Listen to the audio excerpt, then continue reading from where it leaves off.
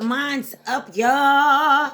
Welcome back, welcome back. It's the late night recap because guess what? We tried to do this earlier and the signal kept freezing. Well, guess what again? When I tried to do it again tonight and go live again for y'all, it kept freezing. So guess what? I'm here. I'm just doing a pre-recorded just to make sure that I do what I said that I was gonna do. Because one thing I don't like to do is tell you guys that I'm gonna do something and you guys are all amped up to show up and then I don't show up. That's bad, you know? So it is what it is. Unfortunately, you can't get it live, but you can still get the rest of the lesson.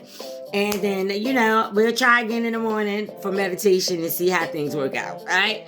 But I don't know, maybe I need to change my position within the house or something. I don't know, all right? But sometimes when I go downstairs, I can't get no reception. Usually it's pretty good up here, but I don't know, for whatever reason recently it's been cutting up on me. So it's all good though. Let's get into our lesson. All right. So what we were talking about earlier today was 8 reasons for lack of focus and concentration. Now, hopefully you got an opportunity to tune in with me earlier where I actually did a meditation to help you to get grounded, right? So that you can focus and you can concentrate, which was absolutely phenomenal. So if you missed that, go back, go through that process, and it is going to reprogram your mind, your brain, to literally take action in order for you to be able to achieve your goals. So let's just do a quick recap of the first 4, and then I'm going to go ahead and share with you the last 4 that we got cut off on, but we didn't get cut off. You get what I mean? Because I'm bringing it to you right now. All right, so I'll recap. So our 8 reasons for lack of concentration. So the first reason for lack of concentration that I told you about was you may have trouble prioritizing what's important and what's not. Go back and watch the other lives so that, you know, that way you can get the full on this. All right. So if you're having trouble prioritizing what's most important, that would definitely disturb your focus and your concentration. Emotional procrastination, right? Emotional procrastination is, you know, your attempt to avoid discomfort, right? There's some things that you just don't want to do, and so because you don't want to do them, it makes you feel uncomfortable doing them, and that's why you don't do them. But it's not that you can't do them, you know, those type of things, right? All right, the next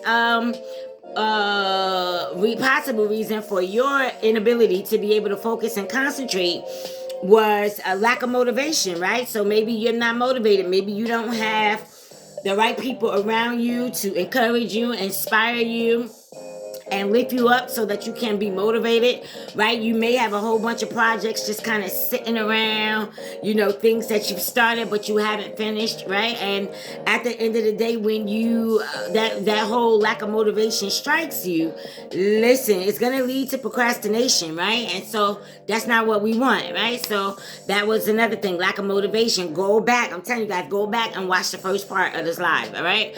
The next thing was too much multitasking. You're doing too many things at one time. And so when you're doing too many things, you usually finish nothing, right? And so go back and take a look and see what did I share about multitasking and why multitasking will literally break your focus and stop you from getting your work done. All right. So the next thing was where we left off at was time management. All right. So time management will absolutely jack up your focus if you don't intentionally orchestrate and organize what your time is going to be used for and what it's going to be used on. All right. So, you know, they say that time management is pain management, right? And the reason that they say time management is pain management is because you're literally managing the pain. You're managing the discomfort, right? That you don't want to experience because you just rather do something easier, right? Go back. We talked about that earlier, that the reason for the discomfort is mainly because your brain is automatically looking for easy. What is the best way for me to feel good now? now or have satisfaction right now. So sometimes instead of you actually taking action on that goal, you might take action on going to the ice cream parlor and, having your bonbons or whatever the case might be, because it's just something easier to do, right? It doesn't mean that you're not capable of doing what needs to be done. It's simply the fact that you're not managing your time properly. Again, it ties into multitasking. You're doing so many different things, right? So if you don't manage your time properly, what happens is that actually reflects our tendency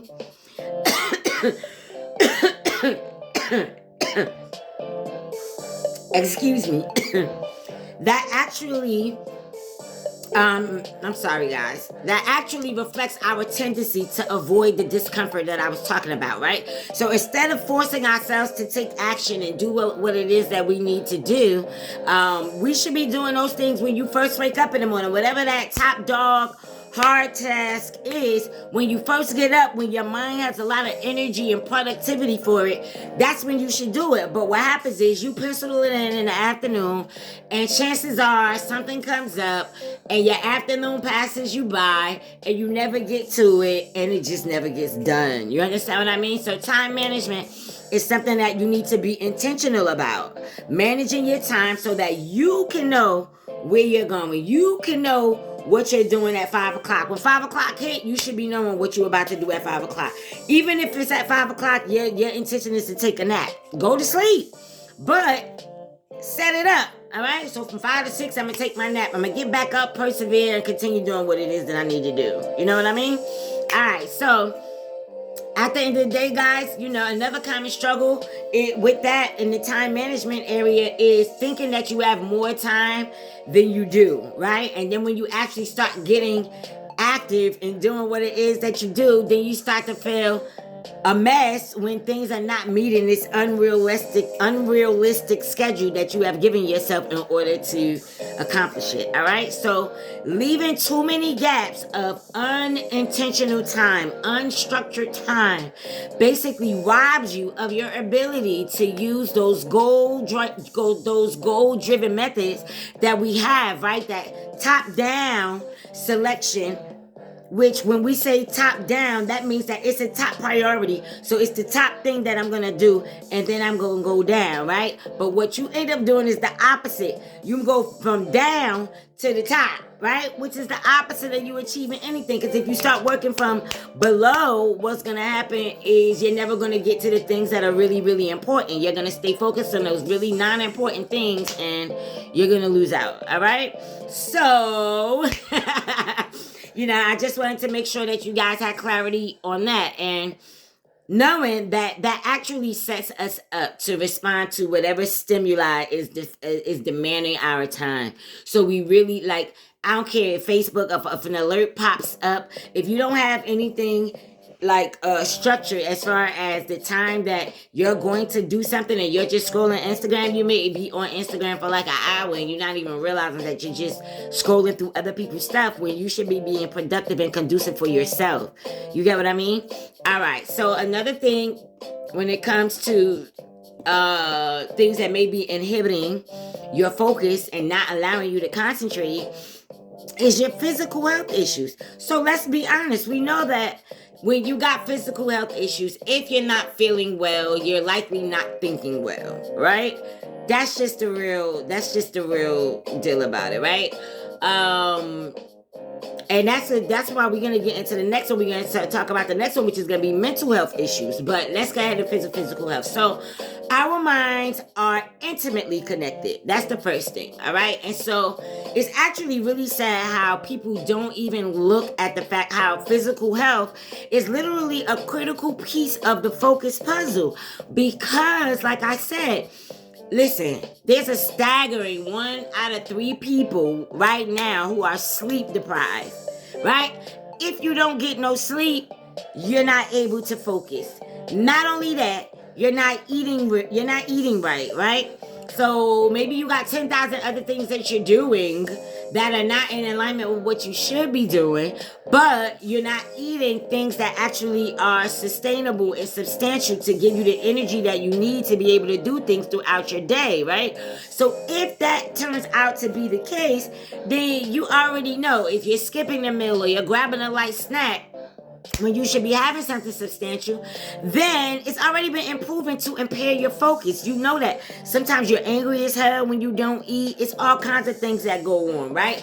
Or you just groggy, or your brain, you got a lot of brain fog if you didn't eat anything that's nurturing, nourishing for your body, right? All right? And so let's not forget drinking enough water. A lot of you guys may not be drinking enough water, right? And that's another focus killer, all right? So you want to make sure you're drinking enough water. And at the end of the day, it's no wonder that our bodies respond the only way that it knows how. It responds the only way that it knows how, which is to basically alarm us and make us aware that something is wrong, and it starts to demand our attention, where you feel like you got a headache, or you feel anxiety in your body, or you feel depressed, all right? I'm just saying, all right? So let's get into mental health issues, all right? Mental health issues absolutely affect your focus, all right? If you are mentally challenged, and I don't mean this in a point out way. I'm talking about, let's just say you have ADHD, or let's just say that you suffer with dyslexia, right? Or any other conditions, that deal with mental health. Then guess what? It's a whole different set of challenges that you have to navigate in order for you to take action, right? But mental health issues absolutely can impair your focus just as severely as your physical health patterns, your physical health issues, and those things, right? So we know anxiety, we know that depression, they don't just change our mental patterns, our mental thought patterns. They also rewire our brains for good, right? Until we discover what's really going on. So you begin to act out and do things that are not in alignment or conducive to you achieving your goals because you don't have the mental capacity to be able to do so. Got what I mean? All right, so I want you to imagine how much more difficult that it would be if you were trying to knock out that next big thing, that course, that record, that whatever it is that you're trying to accomplish, right? But if you got a whole lot of stress hormones that are pumping in your body and in your brain because it's perceiving that, oh my God, this is just a very serious threat. And all you need to do is take action in order to finish a project. But you got to understand that your brain and your body, with the two of them being connected together, is going to act out, right? And so, because your brain perceives that you're under a serious threat, it's going to stop you from taking action because that's what the brain does. The brain is always in protection mode. How do I keep you safe? And so the moment that you step out of that box to try to do something else, it's going to find a reason to bring you back to safety. It may find you another distraction, or it may maybe have a negative thought that comes in that literally triggers you and does something completely different for you. You understand what I mean? Or have you do something completely different than what you should be doing, all right? So at the end of the day, mental health issues, guys, they're serious. And honestly, they can have a domino effect on everything else that we discussed today, all right? So, like I said, people with ADHD and dyslexia, that's a whole nother set of challenges in order for them to get over, in order for them to get things done. So somebody with that type of issue would have a problem focusing, right? Okay, all right.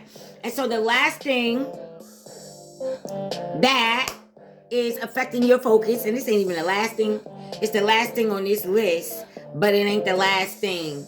It should have been number one, which is distractions, okay? Distractions and action. All right, so distractions isn't really, a distraction really isn't a lack of focus, all right? A distraction is simply you allowing yourself to become more focused on something other than the task at hand, all right? So it's frustrating because it makes your projects take a whole lot longer than they really need to take in order, for you to get them done. And when this happens often, remember if you watch video 1 and I was talking to you guys about when you do the whole multitasking thing, that you lose energy, you lose efficiency to be able to complete one task, right? Because if you're doing so much when you need to get to the big thing, you don't really have the energy or the focus to be able to complete it. You understand? All right, so distractions isn't really lack of focus. Distractions is just you allowing yourself to do something else. All right, and the reason why it's frustrating is because, like I said, you could have been done with that thing probably within 2 hours. But because you had 10,000 distractions, maybe it didn't get done at all. Or maybe it took you 7 hours to do a 2-hour thing that could have been just knocked out. Right? Alright, so when it happens, like I said, remember the switching that I was talking about? The multitasking causes?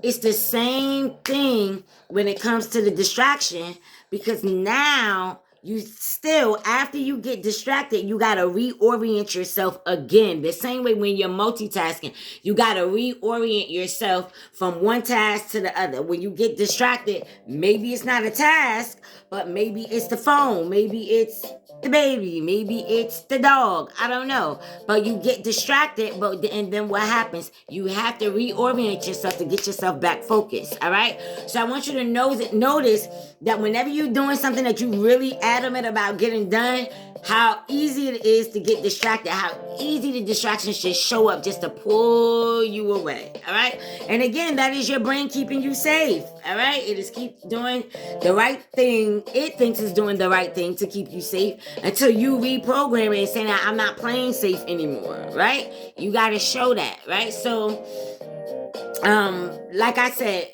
again, distractions are little breaks of discomfort.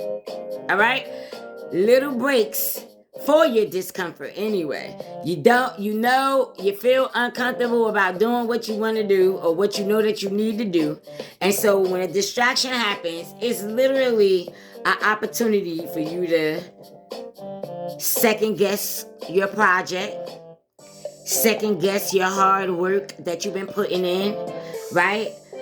It's easy to scroll through that damn Instagram thing, right? Because when you overwhelmed like that, you just want a piece of relief. So you're like, let me just look at my Instagram real quick. And literally, it's just a distraction that's designed to literally help you become less, what's the word I'm looking for? What's the word that I'm looking for? For you to become,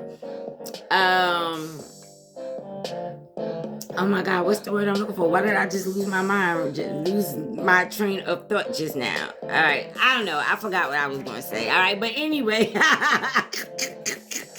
Anyway, at the end of the day, there are little breaks of discomfort. That's what I was saying. It was little breaks of discomfort. For scrolling Instagram, it's allowing you to take a break from the discomfort that you feel from accomplishing your goals. So that will also affect the way that you focus, right? Your ability to be able to focus. So concerns about distraction, at the end of the day, guys, it didn't start with the internet. Distractions have been happening since TV, radio, and all other technologies that might have been in place, all right? And so I just want you to know that you can get through these things, though, all right? So the things that I shared with you today, these are some things that are stopping you from focusing and concentrating. And what I'm going to be doing with you tomorrow is I'm going to be sharing with you some practical strategies to actually tackle that lack of focus and attention that you have, that lack of focus and concentration that you need, all right? So I want to thank you again so much for tuning in to the second half of our live. And unfortunately, I'm sorry I couldn't go live, but hey, what I didn't want to do is not show up, so here I am. Mind's up. Have an amazing day, and deuces. Oh, I know what to tell y'all. I know what I wanted to tell y'all. Make sure that you join my group, Prosperity Genius Masterminds. Also, coming to you, because I'm doing this with you guys, coming to you very soon is an 8-week accountability coaching program that I'm going to be offering to you guys. So when there are tasks and there's things that you know that you need to get done and you're struggling to get them done, it helps to have somebody there one-on-one to literally hold you accountable, but also tell you the most important things that you need to be doing right now in order to achieve your goals. All right. And so listen, I know it's not easy. I had to go through this myself of holding myself accountable very often, and that don't work too well, right? Sometimes you need somebody else to be there to help hold you accountable. And that don't work too well for me because I'm busy holding everybody else accountable. You get what I mean? All right, but I still got to do what I have to do for myself. All right, so if that is something that you guys are interested in, you know that you have trouble with focusing and you really can't achieve your goals the way that you've been really wanting to deep down inside, mentally you want to, but it's just not happening, then I would love to have you join us in the accountability. We have the Fearless Confident Accountability community, where we have Zoom calls on Tuesday nights, and we literally walk through what it is that we should be doing, the progress that we've already accomplished, and what our next steps are.